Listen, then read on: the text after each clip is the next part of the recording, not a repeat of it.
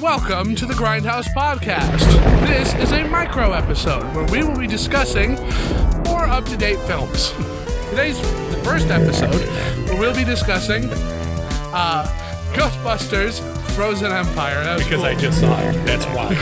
Yeah, I'm like, oh, we should do it on here. Why Instead not? of me just saying calling you up. Because I saw this movie when it came out in theaters 2 months ago, I would think, or even last month. It was pretty recently. I can't believe it's on Netflix. Yeah, it's already on Netflix. I've got the Steelbook, and it's out. It's out for the public to watch. It is the follow-up movie to the rebooted. It's not really a reboot. It's more of a sequel. It's a sequel boot. Yeah, especially now that this one a requel.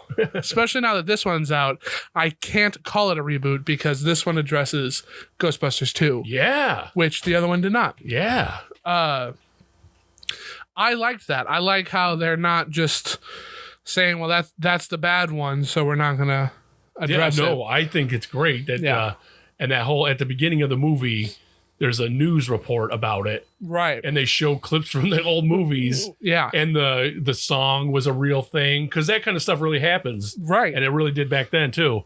Not with Ghostbusters, but like the Chicago Bears Super Bowl Shuffle and stuff like that. Things were songs that...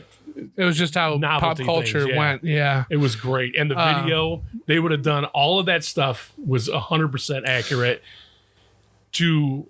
a news report of things that happened back then. Right. And I loved that part. I loved it. Raise Occult Books is it still a thing? Right. Which was which premiered in Ghostbusters 2. Now I like how they kept it around. I believe in the Ghostbusters video game there's a PlayStation book or one? something. Yeah. Okay. That calls attention to it. And in the new first person kind of Left 4 Dead Ghostbusters Spirit Unleashed, they it's right there. Like you talk to Ray in Ray's Occult's books. That's awesome. So I like how that has stayed around because it's a cool little homage. Yeah, well, not even just an homage, but it's a world building thing. Yeah, totally. And I just love that. That's something if you were going to do a spin-off of Ray Stantz and have it set in that bookstore, right, it'd be perfect. Yeah, and it would be called Dan Aykroyd. Because he's into all that stuff. If he wasn't doing this kind of stuff, he'd be doing that for real. Yeah. Because he's big into the mystical, fantastical things, UFOs, crystal skulls. I love side note, when that stuff first came out, I said to my family, get me that for Christmas. That's all I want. And they got me some knockoff thing that was cool, but somebody... has it. I collect them because they'll have the clear one. Yeah. But then they have the cool iridescent one or the pride one. The glasses? They've got a bone one, a fully black one. They're really cool. Yeah. It being made out of crystal though is the thing. Because those are a real thing. And he knows about all that stuff. Yeah. He's somebody I would like to have on the podcast one day because he would be a fun person to talk about this kind of stuff with because of the type of person he is. Yeah. Yeah. I think I love him. He's always been somebody I looked up to. Yeah. Today we'll be talking about his most recent film, which... Yeah, this is it, isn't it? Yes, it is. It's got to be. Yes, it is. I have criticisms about. I love Ghostbusters. Me too. I think this is the weakest one. It's okay. It's okay. It's okay. I had a good time watching it, but they shoved way too much stuff into it. We can see them right now, probably in a second. Like all these extra people, all this stuff, and then they kind of why is Lucky there? From the last movie, from Afterlife. There's no real reason for her to be in it except that she was in that one, so now she's got to be in this one. Yeah. And she's one of these engineers. Engineers. And I like that little symbol with it looks like a sprocket. But there's no reason for her to be there. There's not a like. Why is Janine? Why is Janine there? Why is Podcast there? Why are these side characters there who? But who let these kids? He's a young kid. If she's 15, so's he. And whose parents are like, yeah, go out because they think he's at some camp, rocket camp, and they don't. No, they don't. Well, that's the I know that's what they say. Explanation. BS. But see, I would say, why are these characters in this movie? Why are they doing? And it feels like that question should be on the top burner because this movie feels like it should be a 2-part movie. Like, it could, you know what I mean? Because it's got a bunch of stuff in it, and it goes by way too fast. Yeah, it all does. To the point where I was in the movie theater, it was like the final 5 minutes of the movies, and I was waiting for it to say "to be continued" because it felt like it was going to be part 1 of a 2-part thing, right? And it just doesn't. It ends with this one. Because this whole side business Winston's got going on with they're studying the ghosts like that, yeah. And having her a part of it, I think that's a cool idea that is introduced too late into the movie to have really an impact. Yeah.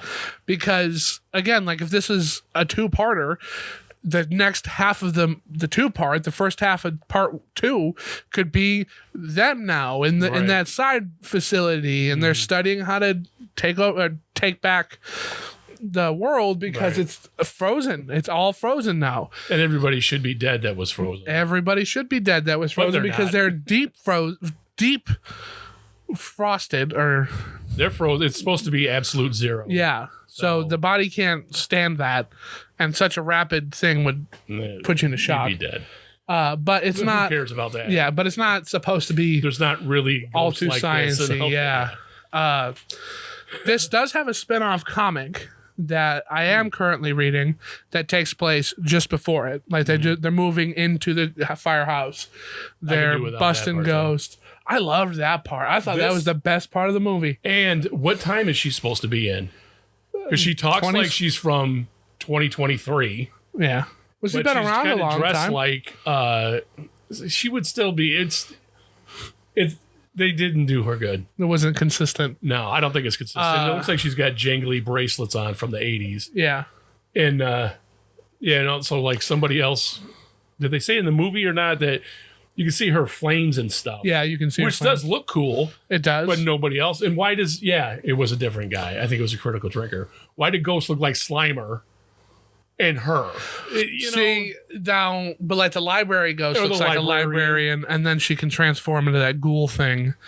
Now this is a lot of this legwork comes in outside of the movies. I don't like that. Yeah. You can buy Tobin's Spirit Guide. In there is a reason. Like, oh, okay. And I guess Slimer, which is supposed to be the ghost of John Belushi, based on John Belushi, because all 3 of them were friends. These 3, Harold Ramis, Bill Murray, and Dan Aykroyd, were friends with National Lampoon together, and SNL and all that kind of stuff. Like it was their friends. But they're in the era of the real Ghostbusters cartoon series. There were a couple spin-off comic books where they go into Slimer's backstory, and the human Slimer looked just like Ghost Slimer, and he was some king glob guy who that's not the same killed as himself. That. It's not, and that just annoyed me because I thought all that part was. I don't mind there being that in there, but it slowed everything down because there was already just too much in there. I was just waiting for her to be the betrayer, right? Which is, that's fine. I was kind of hoping she was actually. Like if they don't make her that, then this is just stupid. And they kind of reveal that she is a little bit earlier on. Yeah. And I was surprised by that. And I thought she wasn't going to betray her. But then what else would she be doing? Right. I'm all for having Phoebe have a friend who's a ghost. I think that's a cool idea. Sure. Or even somebody she's kind of fallen in love with. Right. Which I think is also kind of cool that she's so like Egon that it's this kind of oddity stuff that's really attracting her. Right. To the point of being attracted to a ghost. But it's it's too much. There's too much in there. Member berries in it too. Member berries. You have too much nostalgia crap. Too much, and I don't mind it. I like that stuff. Right. Or what's it called? Fan. What is that called? Oh my god! Service. Fan service. And I say service me. Yes, because I'm a fan. So do that, but you don't have to do that much. So, and that was everybody wants that piece of cake that's got a lot of frosting on it, but nobody wants all the frosting off the cake. Right. They put all the frosting in the cake. But now look at this. In Afterlife, you had a lot of fan service too. Yeah. It was, I think there was legacy. Just enough. It was legacied fan service. Mm-hmm. It played its part. It's kind of thick, but it was nice. We all liked it. Whatever. Anything they could have missed in that movie is in this movie. Yes. Anything they missed. That was in the last movie, because those little... mini puffs. Yeah, they don't need to be in there. They didn't. And I get it. I understand why. Because it's cool. But they are kind of cool and cute and whatever, but they don't need to be in there. No. And they could have been just a cameo. No. They did their thing. Now let them go away. But because like the Stay Puft Marshmallow Man is iconic now. Yep. And it's a big thing, but they only did it once, and he's only in it for like minutes. Do you know what I mean? But then he shows up again in the cartoon a couple times. Yeah, he's in the credits part too, the opening. Yeah. I mean, like they bust him out of the containment unit to fight a giant praying mantis at one point. And I think that's kind of cool. It is kind of cool, and I think that they should go to that show when they're making these movies. Let me tell you something. You mentioned the cartoon. I think they want Phoebe to look like cartoon Egon with her hair all the time. Yeah, with how it curls and all that. Always like this. Yes, always. I think they're trying to do that. Oh, there she is now. Ironically, not doing what we're saying that she does.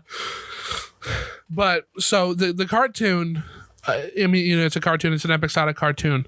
But this stuff, all of this feels like it could have been in that cartoon in different episodes. Yeah. And they just kind of put it all together, which is why it is as good as it is, but why it feels like it's way too much. Like in the time we've talked, they have brought him in and are defeating him within this time frame. Right. He is in it a little bit more, like kind of the Gozer thing.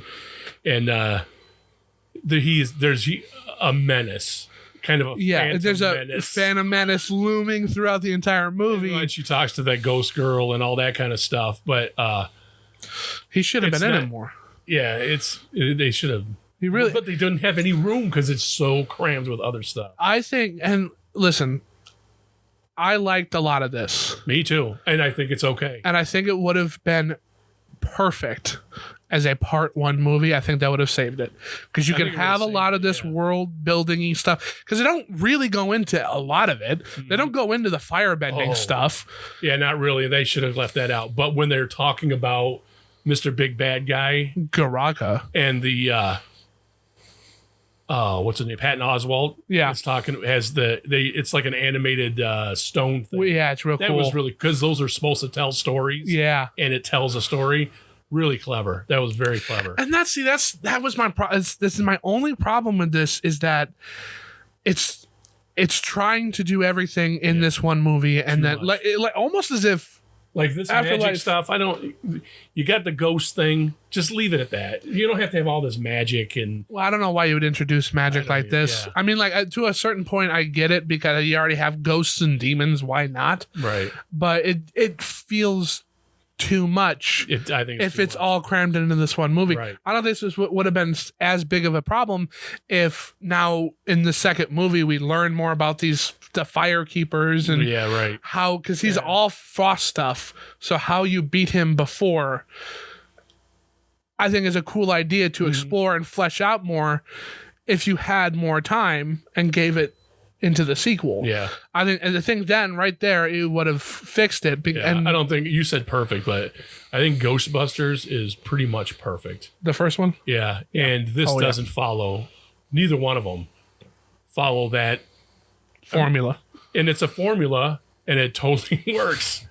Because don't mess with the recipe on the back of the cake box. Just do the formula. It works. But you don't want to see the same thing over again, which is why you Ghostbusters 2 isn't Right. looked upon as fondly by people Boy, who that's so aren't good. people like me. Right. And you know what? When that came out, it got trashed. So I didn't bother checking it out. I'm like, oh, okay. And then like Caddyshack 2 really is garbage. I can't even watch it. But it's just the first one is perfect. It's a perfect movie. Because And like they stick with the ghost thing, and then they mention other stuff like, remember when you tried to drill a hole through your head? Well, that's a real thing. And people have drilled holes in their head and gotten smarter. right.